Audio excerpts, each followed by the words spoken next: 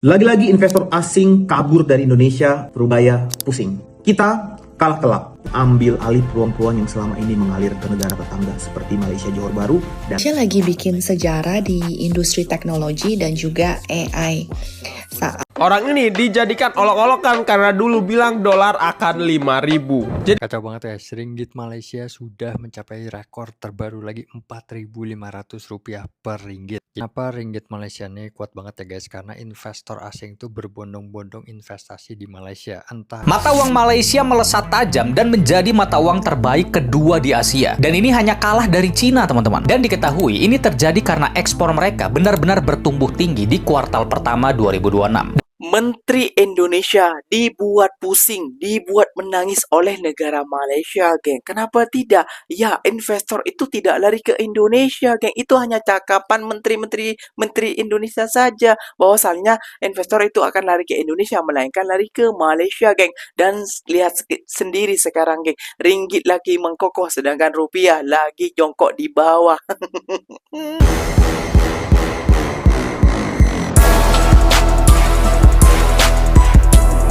Assalamualaikum warahmatullahi wabarakatuh, geng. Berjumpa lagi bersama saya Iki. Gimana kabar saudara-saudara, sahabat-sahabat saya? Semoga kabar kalian selalu baik-baik saja, dilindungi oleh Allah Subhanahu wa taala, dijauhkan dari segala musibah dan diberi umur panjang. Amin ya rabbal alamin. Oke, yang seperti biasanya di video kali ini Ikinya akan mereaction beberapa video yang telah di-tag maupun yang telah terjumpa di TikTok. Dan di video kali ini Ikinya akan mereaction sebuah video Menteri Keuangan Indonesia menangis, geng. Kenapa demikian? Investor gak pergi ke Indonesia, melainkan pergi ke Malaysia. Menteri Indonesia dibuat pusing, geng. Waduh, kenapa nih kok bisa milih Malaysia? Apa sih kehebatan Malaysia? Nah, itu kita harus pelajari ya, geng. Ya, apa kelebihan Malaysia dan apa kok bisa investor itu lari ke Malaysia sehingga membuat pusing para menteri-menteri di Indonesia. Kayak gitu ya, geng. Bukan cuma omong besar saja. Jadi gak usah berlama-lama, tentunya kalian sudah penasaran videonya seperti apa. Jom kita simak bersama-sama, geng. Namun sebelum simak, jangan lupa dulu dong, geng, sokong channel ini dengan cara apa? Subscribe, like, comment, and share-nya. Apa benda silahkan komen di bawah. Janji jangan begaduh. Oke, kita simak dulu videonya seperti apa. Let's go. lagi-lagi investor asing kabur dari Indonesia, Rubaya pusing. Kita kalah telak. Perusahaan teknologi terbesar di dunia, Nvidia, memilih untuk berinvestasi di Malaysia daripada di Indonesia. Dan total nilai investasi untuk proyek ini diperkirakan mencapai 72 triliun dengan proses pembangunan yang hanya memakan waktu 22 bulan saja. Menteri Keuangan Pak Rubaya bahkan dibuat pusing gara-gara kejadian ini. Keputusan Nvidia ini bukan tanpa alasan. Malaysia berhasil menggait investasi besar, sementara Indonesia, khususnya Batam yang sangat dekat sekali lokasinya dengan Johor Bahru dan dengan Singapura, itu ditinggalkan dan tertinggal karena beberapa aspek penting. Malaysia punya kebijakan dan rencana yang jelas mengenai perkembangan AI dan data center. Pemerintah Malaysia telah mengalokasikan hingga 5,9 miliar ringgit Malaysia atau sekitar 23,38 triliun rupiah dalam anggaran mereka di tahun 2026 untuk mendukung sektor AI negara tersebut. Fasilitas di Johor Bahru ini termasuk yang menggunakan energi terbarukan, dan dalam proyek Nvidia tersebut akan dibangun solar farm sebanyak 500 megawatt. Tidak lupa juga, memang lebih mudah dan lebih simpel dari sisi birokrasi dan harmonisasi peraturan untuk memudahkan investor bergerak dengan sangat cepat. Saya punya 3 rekomendasi yang ingin saya sampaikan kepada pemerintah, dan dalam hal ini strategi ini dapat dipergunakan untuk meningkatkan daya saing investasi kita, mengingat Batam lokasinya sangat strategis bagi Indonesia, berbatasan langsung dengan Singapura dan Johor Bahru Malaysia. Pertama, bangun One Stop Investment Hub. PP Batam sudah dibantu Presiden Prabowo dan thanks to Pak Amsakar Ahmad dan Ibu Lee Claudia Chandra dengan terbitnya PP 25 dan PP 28, di mana perizinan usaha yang sifatnya umum berada di tangan PP Batam. Artinya perlu adanya integrasi perizinan lintas kementerian dan lembaga dengan target waktu yang jelas, ada timelinenya. Ini dapat meminimalisir birokrasi dan mempercepat keputusan investasi yang dapat menjadi modal utama untuk menarik investor khususnya dalam hyperscale teknologi. Kedua, kita harus mengembangkan green grid untuk data center. Investasi energi bersih di Batam harus dipercepat. Lagi-lagi thanks to Ibu Lee Claudia dan Pak Amsakar Ahmad, karena beliau berdua telah melakukan rapat dengan negara tetangga seperti Singapura, dan sudah ada persetujuan-persetujuan yang telah mereka buat, tetapi perlu dipercepat lagi. Termasuk dalamnya memberikan insentif untuk pembangkit renewable yang langsung mendukung kebutuhan data center berskala besar. Yang ketiga adalah perjelas kebijakan insentif, contohnya skema pajak dan fasilitas yang kompetitif dibandingkan dengan negara tetangga seperti potongan pajak jangka panjang atau dukungan-dukungan infrastruktur terbaik bagi mereka. Ini akan membuat mereka merasa nyaman, dan ini penting agar proyek teknologi bisa diakselerasi tanpa hambatan biaya yang berarti bagi sisi investor. Keputusan Nvidia memilih Johor Bahru bukan kebetulan. Ini hasil akumulasi faktor kebijakan, infrastruktur, dan kesiapan energi yang terintegrasi. Sementara Batam dan Indonesia pada umumnya memiliki potensi besar. Kita hanya perlu action cepat, kebijakan yang tepat, dan eksekusi yang terukur dan konsisten agar tidak terus-menerus kehilangan peluang global. Jika reformasi ini berjalan efektif, maka Batam bisa menjadi alternatif spillover bukan hanya dari negara Singapura, tetapi juga dapat mengambil alih peluang-peluang yang selama ini mengalir ke negara tetangga seperti Malaysia, Johor Bahru, dan Vietnam. Nah, breaking news, Malaysia lagi bikin sejarah di industri teknologi dan juga AI. Saat banyak negara masih mimpi jadi pusat teknologi dunia, interestingly, Malaysia justru mulai mengamankan investasi miliaran dolar dari perusahaan-perusahaan terbesar global dan siapa aja. Contohnya, Nvidia, Google, Microsoft, dan juga induk dari perusahaan TikTok, ByteDance, semuanya mulai memilih Malaysia sebagai basis investasi mereka. Tapi yuk, kenapa Malaysia? Jadi kabarnya, Nvidia investasi sekitar 4,3 miliar dolar untuk AI dan semiconductor. Google udah menyiapkan sekitar 2 miliar dolar untuk pembangunan data center. Dan Microsoft juga mengelontorkan sekitar 3 miliar dolar untuk cloud dan juga AI. ByteDance juga ikut investasi sekitar 2 miliar dolar. Sementara itu, Indonesia masih menghadapi berbagai tantangan, mulai dari regulasi, hambatan investasi, dan sampai peluang yang hilang. Yang paling menarik, Malaysia dan Singapura sekarang udah membangun kawasan ekonomi khusus AI raksasa di Johor Bahru. Luasnya itu mencapai sekitar 3.500 km persegi dan diperkirakan membuka lebih dari 20.000 lapangan pekerjaan baru. Pertanyaannya sekarang, apakah Indonesia bisa mengejar atau justru akan semakin tertinggal dalam perlombaan AI dan teknologi di Asia Tenggara? Indonesia kan yang penting kicau mania. Dia kan tidak mementingkan itu kayak gitu, geng ya. Kan peluang pekerjaan banyak di Indonesia. Biarkanlah investor itu lari ke tetangga. Apa namanya, yang dibuat pusing itu adalah menteri-menteri kita. Yang penting rakyatnya apa? Kicau mania. Kicau kesusahan gua cari peluang pekerjaan.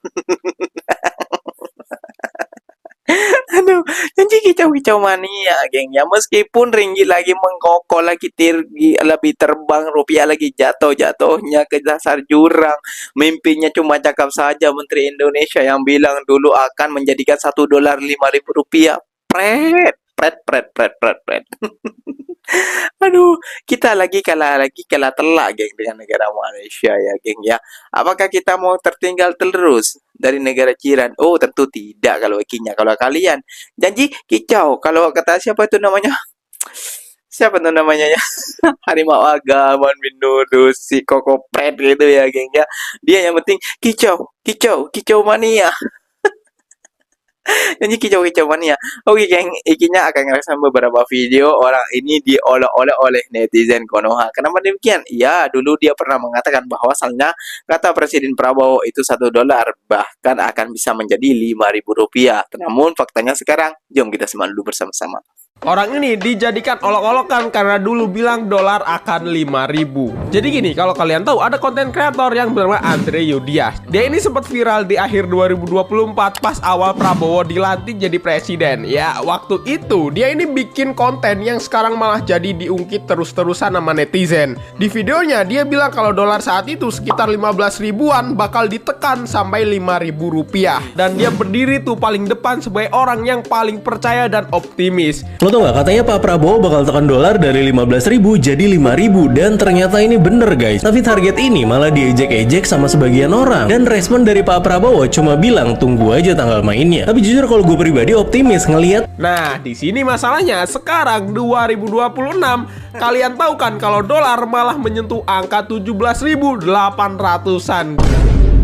Gara-gara video lama itu muncul lagi, dia diungkit-ungkit terus nih sama netizen. Lu lihat aja setiap videonya yang baru pasti ada yang ngomongin dolar 5.000-an. Bahkan dia sudah menjadi meme di mana-mana, sampai Salim Doer pun memberikan julukan mas-mas dolar 5.000. Wah, ada buzzer. Wah, mas-mas dolar 5.000. Wah, MBG sangat bermanfaat. Dan lu tahu gimana kondisinya sekarang ketika ditanya dolar sudah menyentuh 18.000, reaksinya cuma bisa seperti ini. Sekarang udah 17.700 Bang, lu mau ngomong apa Bang? Ya, seorang buzzer pun sekarang akhirnya menyerah. Kacau banget ya, ringgit Malaysia sudah mencapai rekor terbaru lagi Rp4.500 per ringgit. Jadi hari ini benar-benar rupiah itu melemah banget guys. Padahal hari ini Idul Adha ya, tanggal 27 Mei 2026 hari Rabu. Tapi walaupun hari ini bursa saham Indonesia tutup, namun mata uang tetap buka. Jadi memang kekuatan ringgit Malaysia ini luar biasa banget guys. Dan kalian kalau belum tahu, mata uang ringgit Malaysia itu sudah jadi yang terkuat di Asia, mengalahkan China ya guys. Jadi China juga performanya luar biasa, namun ringgit ini tetap nomor satu. Jadi kenapa ringgit Malaysia ini kuat banget ya guys? Karena investor asing itu berbondong-bondong investasi di Malaysia, entah itu dari segi properti ataupun juga bursa saham. Ada juga yang direct investment, intinya investasi besar-besaran di Malaysia ya sekarang ini. Banyak sekali gue dengar konglomerat-konglomerat itu pindah ke Malaysia atau punya second home di Malaysia karena kita tahu kalau di negara barat sana banyak yang tidak terlalu aman ya sekarang karena perang. Apalagi Dubai yang katanya itu teraman di dunia sekarang tidak lagi ya sejak perang di Iran. Makanya investor itu mencari-cari di mana tempat yang paling aman sekarang ini. Ya salah satunya Malaysia ini guys, kecipratan investasi dari asing. Tapi ya sulit ya guys kalau misalnya rupiah ini melemah terus ya karena kita punya daya beli itu makin lama makin merosot. Jadi kalau kalian masih banyak cash dalam bentuk rupiah, yaitu pelan-pelan tergerus ya.